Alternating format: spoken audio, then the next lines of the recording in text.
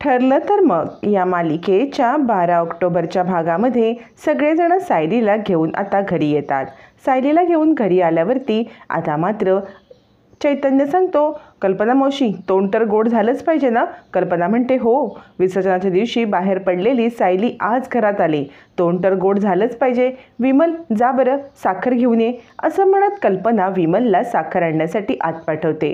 अर्जुन म्हणतो, मम्मा नको गं फार वेळ, जे काय करायचं ना ते आपण घरात जाऊन करूया की, कारण सायलींना इथे जास्त वेळ उभं नाही राहता येणार. कल्पना म्हणते, अरे 2च मिनटं थांब. आणि हे बघ चैतन्य, आज घरामध्ये गोडाधोडाचं सगळं केलेलं आहे त्यामुळे तू इथे जेवूनच जायचं. तोपर्यंत विमल येते आणि सायलीला साखर भरवते आणि सगळेजण सायलीला रूममध्ये घेतात. सायलीला आता सोफ्यावरती बसवलं जातं. सगळेजण सायलीच्या तब्येतीची आता विचारपूस करत असतात. अर्जुन सायलीला काय हवं काय नको, तिला पाणी हे सगळं पाहत असतो, पण कुसुम त्याला सायलीच्या जवळ जाऊनच देत नसते आणि स्वतःच सगळं करत असते. हा प्रकार अर्जुनच्या आणि सायलीच्या दोघांच्याही लक्षात येतो, पण कुसुम काही अर्जुनला सायलीच्या जवळ जाऊ देत नसते. मग आता सगळेजण सायलीची विचारपूस करतात. त्यावेळेला कुसुम सांगत असते, मला असं वाटते की सायलीने ना इथेच कुठेतरी खालच्या रूममध्ये वगैरे झोपली ना तर बरं पडेल, म्हणजे तिला वरती खालती चढ उतार करायला नको. यावरती अस्मिता म्हणते, आमचं घर आहे आणि आम्ही बघू काय करायचं ते, तुम्ही सांगू नका कुणाला कुठे ठेवायचं आणि काय ठेवायचं ते. यावरती कल्पना म्हणते, अस्मिता शांत बस, कारण माझ्याच आधीच हे लक्षात यायला पाहिजे होतं की सायलीला वरती चढता येणार नाही. काळजी करू नका कुसुमताई, मी न सायलीला इथल्या गेस्ट रूममध्ये ठेवेन, म्हणजे कसं होईल चढ उतार होणार नाही. त्यावरती अर्जुन म्हणतो, गेस्ट रूम नको नको, गेस्ट रूममध्ये खूप सारे आवाज येतात, त्याच्यामुळे सायलींना वरच्याच रूममध्ये राहू दे. प्रताप म्हणतो, अरे आवाजाचं काय, आपण तो बंदोबस्त करूया की आवाज आतमध्ये येणार नाहीत म्हणून. याच्यावरती कुसुम म्हणते, चालेल खालच्या रूममध्ये. पण अर्जुन मात्र सायलीला खाली ठेवायला तयार नसतो. तो सांगत असतो, नाही नाही, सायलीनं आमच्याच रूममध्ये राहतील. याच्यावरती आता इकडे पूर्णाजी म्हणते, एक काम कर कल्पना, गेस्ट रूम नको ना, तर अस्मिता माझ्या रूममध्ये झोपेल आणि अस्मिताच्या रूममध्ये सायलीला शिफ्ट कर. अस्मिता म्हणते, नाही पण मला माझी सेपरेट रूम हवे. त्यावरती कल्पना म्हणते, तुझी सेपरेट रूम हवे ना, मग तू तुझ्या सासरी जायचं. असं म्हणत अस्मिताला सडेतोड उत्तर दिलं जातं. पण अर्जुन मात्र सायलीला कुणाच्याच इकडे ठेवायला तयार नसतो. तो सांगतो, काही झालं तरी मी सायलीला वरती घेऊन जाईन, हवे तर उचलून सुद्धा नेईन मी. सायली म्हणते, नको, मी माझी स्वतः हळूहळू वरती चढू शकते. अर्जुन म्हणतो, हो ना. सायली म्हणते, हो. मग अर्जुन आता सायलीला घेऊन हळूहळू हात धरून तिला आपल्या रूमच्या दिशेने नेत असतो. सायलीला पकडत असतो, तिच्या खांद्यावरती हात ठेवत असतो आणि तिला अगदी अलगद फुलासारखं वरती घेऊन जात असतो. सगळेजण हे दृश्य पाहत असतात आणि अर्जुनचं सायलीवरचं प्रेम बघताच सगळ्यांना खूप कौतुक वाटत असतं. सायलीच्या पोटावरती वार झाला असल्यामुळे तिला पायऱ्या चढायला त्रास होत असतो, म्हणून अर्जुन तिचा हात धरतो. पण कुसुमला हे काही आवडत नसतं. अर्जुन सायलीला उगाचच हात लावतोय असं तिचं ठाम मत असतं. मग अर्जुन सावकाशपणे सायलीला वरती घेऊन जात असताना कल्पना म्हणते, बघितलंत ना, हॉस्पिटलमध्ये सुद्धा सायलीसाठी जीव त्याचा कासावीस झालेला, आणि आता तर काय, आता तर तो सायलीची जीवापाड काळजी घेतोय. प्रताप म्हणतो, हो खरंच आहे कल्पना तुझं. हॉस्पिटलमध्ये नर्ससुद्धा बोलत होती की आत्तापर्यंत कोणत्याही नवऱ्याला इतकं पॅनिक होताना आम्ही पाहिलंच नाही म्हणून. अर्जुन सायलीवरची खूप काळजी घेत होता. सगळं हॉस्पिटल अर्जुनचं बोलत होतं. असं म्हणत आता घरामध्ये अर्जुन आणि सायलीच्या प्रेमाच्या गोष्टी चाललेल्या असतात. तोपर्यंत इकडे महिपती चिडलेला असतो. तो त्याच्या माणसाला कंटिन्युअस कॉल करत असतो मिशन फेल गेल्याबद्दल त्याला ओरडण्यासाठी, पण त्याचा माणूस घाबरून लपून बसलेला असतो आणि तो फोन कॉल उचलतच नसतो. तितक्यात तिथे नागराज, राकेश आणि प्रिया हे येतात. नागराज म्हणतो, ए महिपती, तू ना नुसता नावाचा गुंडा आहेस. 20 वर्षापूर्वी पण काय कामं केलीस. दादा जिवंत राहिला, वहिनीसुद्धा जिवंत आहे, ती पोरगी जिवंत आहे, काही केलं नाहीस आणि आत्ता पण तू तेच केलंस. असं म्हणत आता इकडे नागराज चिडलेला असतो. त्यावेळेला राकेश म्हणतो, हो साधा उंदीर मारायची तुमची हे नाही आहे.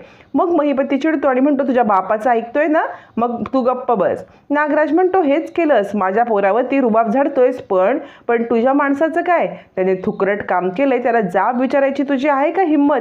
असं म्हणत नागराज आता महिपतीला खूप बोलतो आणि म्हणतो, यापुढे मी तुझी मदत करणार नाही, ना तुला पैशाची मदत करणार, ना तू अडकलास तर तुला मदत करायला येणार.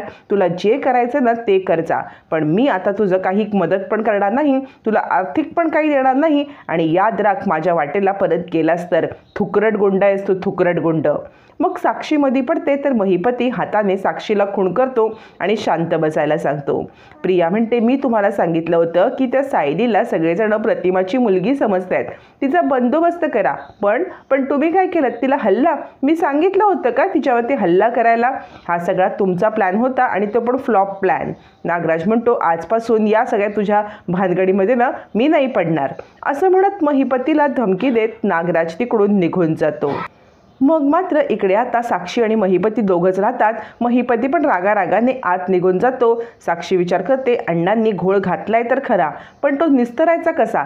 कारण जर का अर्जुनला यातलं काही कळलं तर चवताळून उठेल आणि आपलं काही खरं नाही. आधीच त्या केसमध्ये आपण अडकलेलो आहोत. इकडे आता अर्जुन सायलीला घेऊन आपल्या रूममध्ये येतो. रूममध्ये आल्यावरती तिला कम्फर्टेबली झोपवतो आणि म्हणतो, हे बघा आता औषध घ्या. सायली म्हणते, हे औषध कडू आहे. अर्जुन म्हणतो, हे बघा आपण ना बाबांना सांगूया की गोड औषध मॅन्युफॅक्चर करा, पण तोपर्यंत कडू औषध तुम्हाला घ्यायलाच पाहिजे.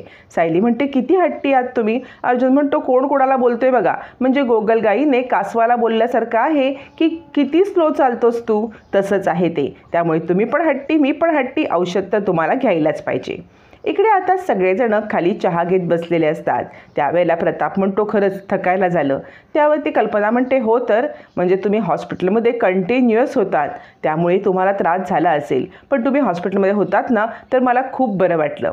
प्रताप म्हणतो, बाकी कोणासाठी नाही, पण कल्पना तुला माझा किती आधार वाटत होता हे मला माहिती होतं आणि म्हणूनच मी हॉस्पिटलमध्ये होतो तुझ्यासाठी. असं म्हणत प्रताप आता कल्पनासोबत बोलत असतो. कुसुम म्हणते, मी आता निघते, जायच्या आधी मी सायलीची भेट घेते. असं म्हणत कुसुम आता सायलीला भेटायला वरती येत असते. त्यावेळेला कल्पना म्हणते, कुसुमताई तुम्ही भेटून या. असं म्हणत कुसुम वरती जाते. तोपर्यंत सायली आता वॉशरूमसाठी उठत असते तर तिचा तोल जातो आणि तिला एका साईडला दुखायला लागतं. मग अर्जुन येतो आणि सायलीचा हात धरतो आणि मिसेस सायली काय करताय तुम्ही, लागेल तुम्हाला, पडाल तुम्ही, असं म्हणत सायलीला सावरतो. नेमकी तीच वेळ साधत तिकडे आता कुसुम येते. कुसुम समोरचं दृश्य बघते आणि म्हणते, सायली काय करतेस? अर्जुन काय करतोयस तू न सायलीच्या परिस्थितीचा फायदा घेतोयस, सोड, हात सोड तिचा. अर्जुन म्हणतो, कुसुमताई काय बोलताय तुम्ही?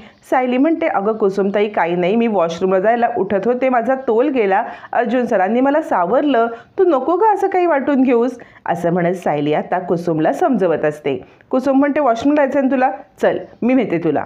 असं म्हणत कुसुम तिचा हात धरते, तिला वॉशरूमपर्यंत नेते. सायली आत गेल्यावरती कुसुम दार लावून घेते आणि म्हणते, हे बघ तू न जे काही करतोयस ना ते सगळं मला कळतंय. म्हणजे सायलीच्या या परिस्थितीचा फायदा घेण्याचा तू प्रयत्न करू नकोस. मी बघितलं खाली पण तुझं काय चाललं होतं. सायलीला हात देत होतास, तिच्या कमरेवरती हात टाकत होतास, तिच्या खांद्यावरती हात टाकत होतास, वरती पायऱ्या चढत असताना तिच्या खांद्यावरती हात टाकून तिला आणत होतास. हे सगळं मी चालवून नाही घेणार. तू सायलीपासून जरा लांब राहा. अर्जुन म्हणतो, कुसुमताई काय बोलताय तुम्ही? म्हणजे सायलीची काळजी पण घ्यायची आणि तिच्यापासून लांब राहायचं, म्हणजे ट्रॅफिक हवालदार व्हायचं का? लेफ्ट राईट असं सांगत बसायचं का तिला? कुसुम म्हणते, अच्छा म्हणजे तू चेष्टा करतोयस का, तू ह्याची मजाक उडवतोयस. याच्यावरती अर्जुन म्हणतो, सुरुवात कुणी केली? तुम्हीच तर सांगताय मला हे सगळं. असं म्हणत अर्जुन आणि कुसुम हे दोघंजणं मोठ्याने भांडत असतात. सायलीला वॉशरूममधून हे सगळं ऐकायला येत असतं. मग मात्र सायली बाहेर येते आणि म्हणते, तुमच्या दोघांचं काय चाललंय? म्हणजे किती आवाज, खाली आवाज गेला तर सगळा गोंधळ होईल. तुम्ही दोघंजणं ज्या वेळेला सोबत असताना मला खूप टेन्शन येतं. दोघंजणं भांडण्याशिवाय दुसरं काही करतच नाही. बाकीच्यांना संशय येईल. कुसुमताई असं काही नाही आहे गं, अर्जुन सर फक्त मला आधार देण्याचं काम करतायत. असं म्हणत सायली आता दोघांनाही शांत करते आणि तुम्ही दोघंजण एकमेकांशी भांडू नका. अर्जुन म्हणतो, सायली तुम्ही कम्फर्टेबल व्हा बरं. याच्यावरती कुसुम म्हणते, ती कम्फर्टेबल राहील पण तू त्याच्यापासून जरा लांब राहा. असं म्हणत कुसुम सायलीला बेडपर्यंत नेते तर अर्जुन सायलीचा पाय वरती करतो आणि त्यावरती कुसुम म्हणते, तुला सांगितलं ना हात लावू नकोस म्हणून. कुसुमला आता अर्जुन म्हणतो, हे बघा कुसुमताई तुम्ही न माझ्या इंटेन्शनवरती अजिबात संशय घेऊ नका. सायलीला कोणताही चुकीचा स्पर्श करण्याचं माझी अजिबात भावना नाही आहे आणि तुमचा माझ्यावरती विश्वास नाही आहे ना, पण सायलीवरती विश्वास आहे ना. जर तिला असं वाटलं असतं की मी चुकीचा स्पर्श करतोय तर त्या एक सेकंद पण या घरात थांबल्या नसत्या. त्यामुळे तुमचा माझ्यावर विश्वास नसेल तर नका ठेवू, पण तुमच्या बहिणीवरती तर आहे ना. ती तर असं काही सहन करणार नाही ना, मग तरीसुद्धा तुम्ही असं का वागताय? माझ्याबद्दलचा गैरसमज काढून घ्या, असं म्हणत अर्जुन सडेतोड कुसुमला सुनावतो आणि सायलीला स्पर्श करण्यामध्ये माझं कोणतंही चुकीचं इंटेन्शन नाही हे त्यांना पटवून देतो. कुसुम आता शांत होते आणि मग कुसुम निघून जाते. कुसुम निघून गेल्यावरती अर्जुन आता सायलीसाठी स्वतः AC बंद करतो. अर्जुनला AC शिवाय झोप येत नसते, पण सायलीला AC मध्ये त्रास होतो म्हणून अर्जुन AC बंद करतो. तिच्या अंगावरती पांघरून टाकतो. सायली बरी होईपर्यंत अर्जुन अगदी तिच्या पुढे मागे करत असतो. प्रत्येक गोष्ट तिला हातात देण्यासाठी अर्जुन आता तत्पर असतो.